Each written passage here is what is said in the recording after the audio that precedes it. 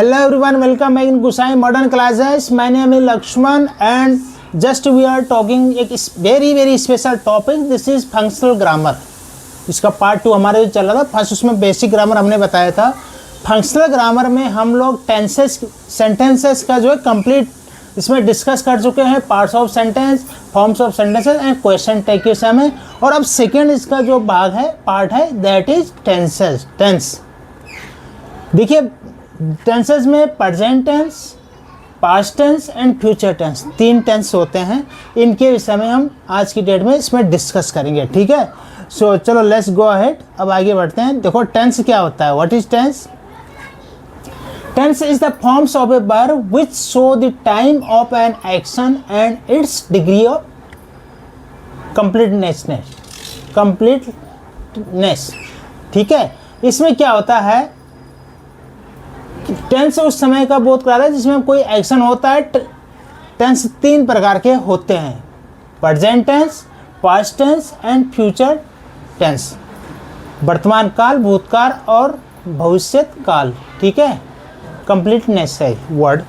अब इसमें देखो, वर्तमान काल जो चल रहा है, भूतकाल जो जा चुका है और तीसरा है भविष्य काल जो आने वाला है। तो ये टेंस होते हैं हमारे 3, ठीक है। अब इस टेंस में अब हम क्या करते हैं, एक्शन की डिग्री और कंप्लीटनेस को स्पष्ट करने के लिए हम तीनों टेंसेस को 4 भागों में हम बांटते हैं। अगर हम जो एक्शन करते हैं तो उसको डिग्री और कंप्लीटनेस जो स्थिति होती है उसको हम स्पष्टता जो है 3 टेंसेस को, प्रत्येक 3 टेंस को हम 4 भागों में बांटते हैं। जैसे इंडेफिनिट टेंस, इसमें क्या होता है, एक्शन की जो स्थिति होती है वो निश्चित नहीं होती है। इंडेफिनिट में जो एक्शन होता है वो निश्चित नहीं होता है। देखो पहले तो होता है टेंस 3 होते हैं और फिर इन जो तीनों क्या होते हैं उनको 4 रूप में हम इसको डिवाइड करते हैं प्रत्येक को, ठीक है। कंटिन्यूअस, दूसरा ये जो बोध होता है कि कार्य हो रहा है, ठीक है। तीसरा है परफेक्ट, इसमें क्या होता है कि कार्य की समाप्ति का हम बोध होता है, लेकिन इसमें क्या होता है, कार्य की समाप्ति का तो हम पता चलता है बट इसमें समय कितना है, क्या है, ये कुछ हमें पता नहीं चलता। और चौथा में क्या होता है, इसमें बोध का ये होता है कि पहले से ही जारी है और अभी भी जो है उसका कुछ भाग चल रहा है, अभी भी है, कुछ तो हो चुका है और कुछ अभी भी है, ठीक है। और इसमें समय का भी पता चलता है। तो ये हो गया हमारे, हर उसमें जो है 4 भागों हम बांटेंगे, indefinite, continuous, perfect and perfect continuous, ठीक है। तो ये चारों जो हमारे ये भाग होंगे, ये तीनों जो हमारे टेंस के जो तीनों भाग होते हैं, प्रेजेंट, पास्ट एंड फ्यूचर के, उसके लिए हर एक में हमारा जो है आएगा। तो हम आपको पहले क्या करते हैं बताते हैं। इस सेंटेंस हमारे पास है, जैसे देखिए ये हमने यहाँ पे एक चार्ट दिया हुआ है। एक टेंस है present, past, future, indefinite, continuous, perfect and perfect continuous. ये चारों में हमने आपको यहाँ पे बता रहे हैं। देखो जैसे गो मीन्स जाना, आई गो, इसका मतलब है मैं जाता हूँ। इसका अगर कंटिन्यूअस बोलेंगे तो आई एम गोइंग, मैं जा रहा हूँ। परफेक्ट में बोलेंगे आई हैव गॉन, मैं जा चुका हूँ। और परफेक्ट कंटिन्यूअस में बोलेंगे आई हैव बीन गोइंग, मैं जा रहा हूँ, ठीक है। आई हैव बीन गोइंग, मैं जा रहा हूँ, ठीक है। आई हैव बीन गोइंग मतलब जा रहा हूँ और अभी भी जा रहा हो, ठीक है। कुछ जा चुका है और अभी भी जा रहा है इसमें। आई वेंट, पास्ट में I was going, I had gone और आई हैड बीन गोइंग, इसमें समय भी आएगा आगे इसमें, ठीक है।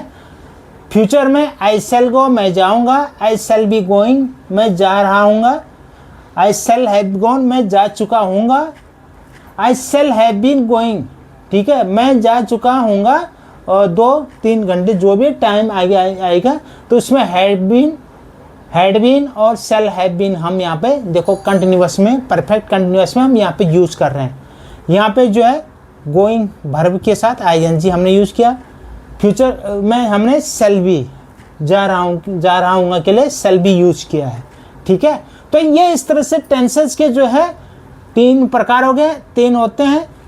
और इसके जो चार चार प्रकार हम हर उसमें जो है आपको बताया यहाँ पे एक चार्ट के रूप में। ठीक है, अब है फर्स्ट हम प्रेजेंट टेंस के समय पहले डिस्कस करेंगे। देखो प्रेजेंट टेंस क्या होता है कि जिसमें काम का पूरा होने या अधूरा रहने था और काम की वर्तमान स्थिति के विषय में कोई निश्चित बात नहीं की जाती है। इसमें यह पता नहीं चलता कि काम अधूरा हो रहा है या काम की वर्तमान स्थिति क्या है, ये जो इसको इनडिफिनिट करते हैं, इसलिए इसी को जो है हम इनडिफिनिट कहते हैं, अनिश्चित, जिसको हम बोलते हैं कोई निश्चित पता नहीं चलता। जैसे यहाँ पे एग्जाम्पल है,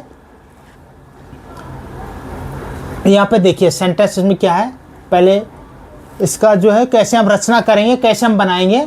सब्जेक्ट में आई वी यू दे, ये नाउन जो होते हैं ये प्लूरल होते हैं, प्लूरल में हम इनको काउंट करते हैं, आई वी यू दे या नाउन प्लूरल जो भी होता है, आई हो, वी है, यू हो, दे हो या नाउन कोई भी प्लूरल हो, इनमें हमेशा सेंटेंस में क्या था, फर्स्ट फॉर्म में वर्ब का यूज करते हैं। जो फॉर्म होता है वर्ब का वो हमेशा फर्स्ट फॉर्म होता है।